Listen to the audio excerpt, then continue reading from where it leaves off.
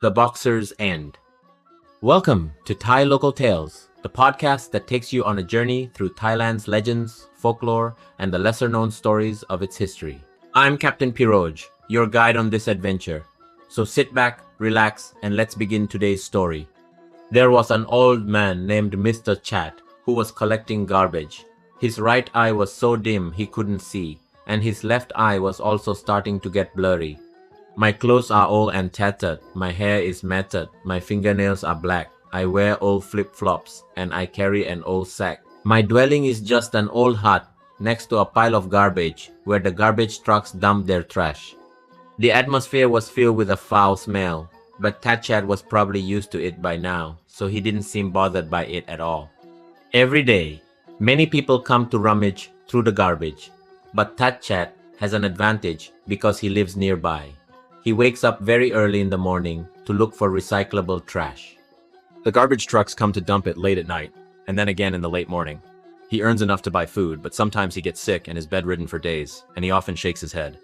He once recounted his own story, saying that over 40 years ago, he was from Korat, and his family was very poor. He had many siblings, and farming didn't even provide enough to make a living. When he was 16 years old, he went to a boxing camp to learn Muay Thai techniques until he thought he could defeat his opponents.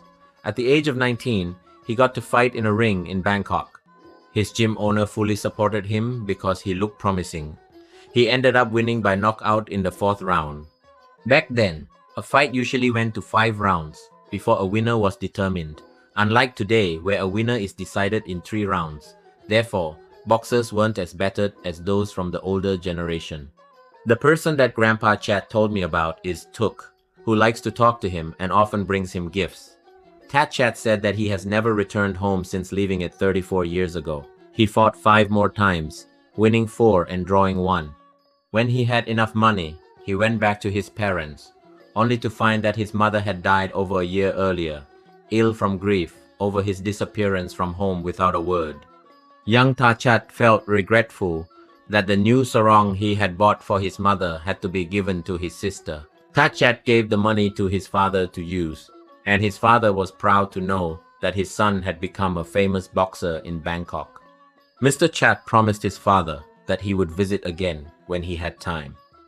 Mr. Chat bowed before his mother's picture, tears streaming down his face.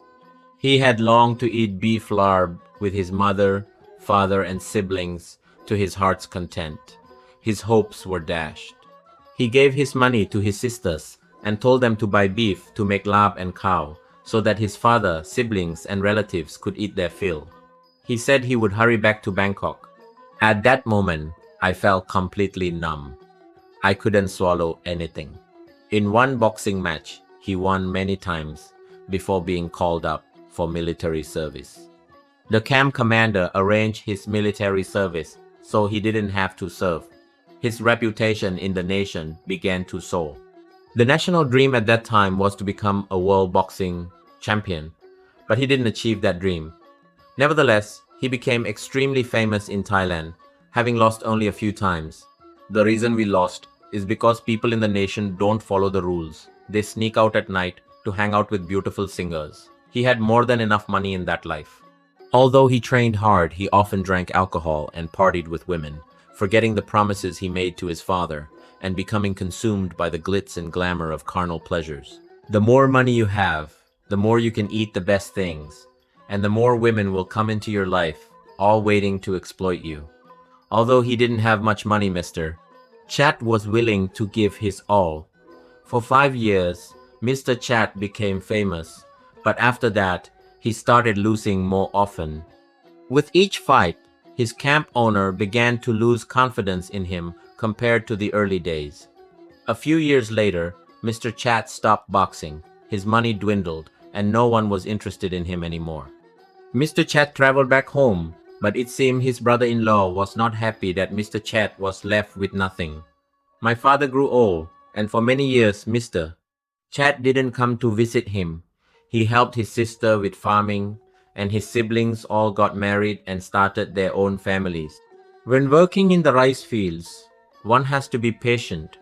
But in this life, one doesn't feel tired because one has been exerting effort training, and boxing for many years.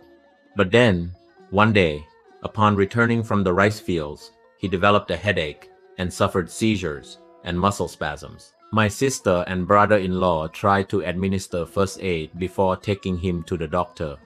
When the tension subsided in that moment, my right eye went blind, one eye completely dark, and I felt dizzy. I had to keep shaking my head.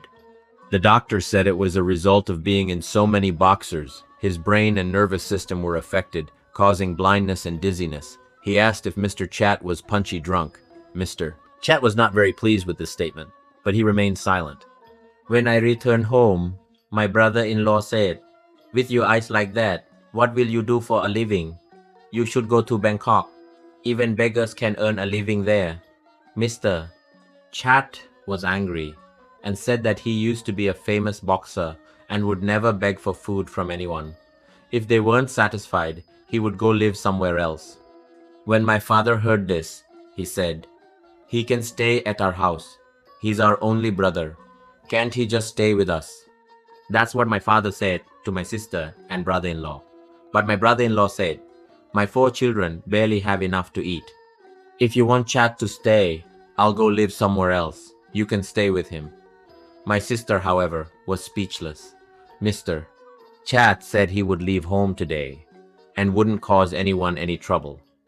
Back then, I only had 20 baht with me. That was worth about the same as 100 baht today. I'd be carrying my suitcase of clothes when I left home, and my father would follow me, secretly giving me 100 baht. Mr. Chat knelt before his father and wept.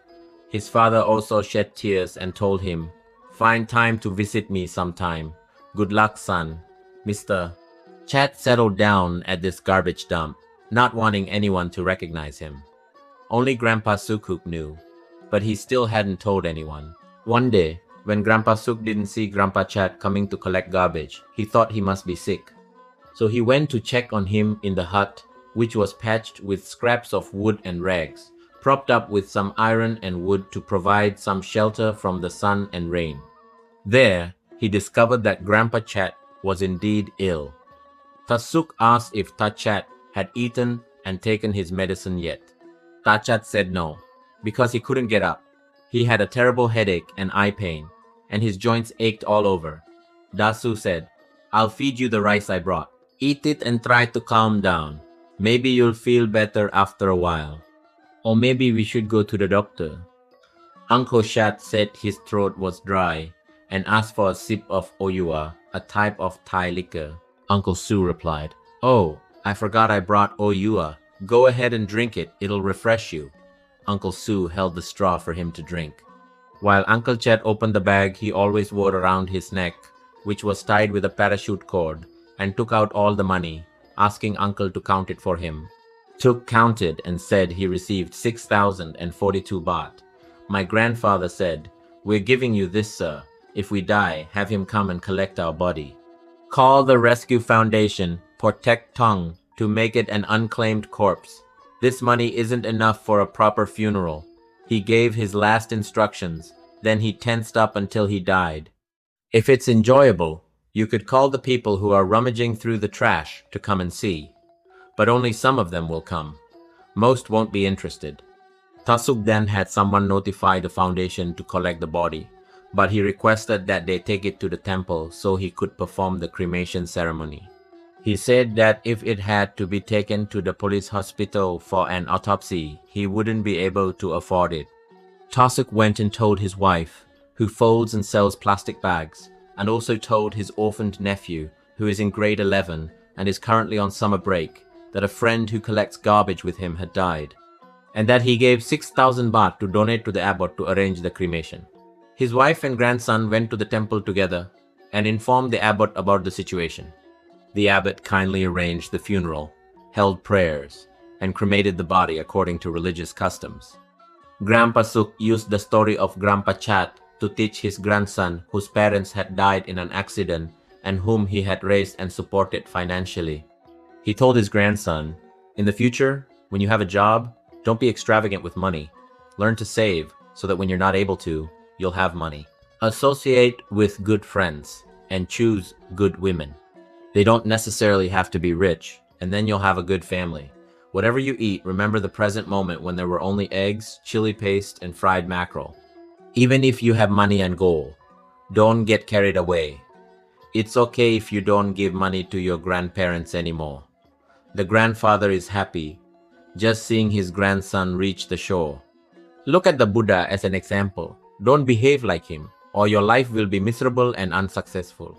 The grandson said that he loves his grandparents, and that he studies hard and isn't mischievous because he loves them.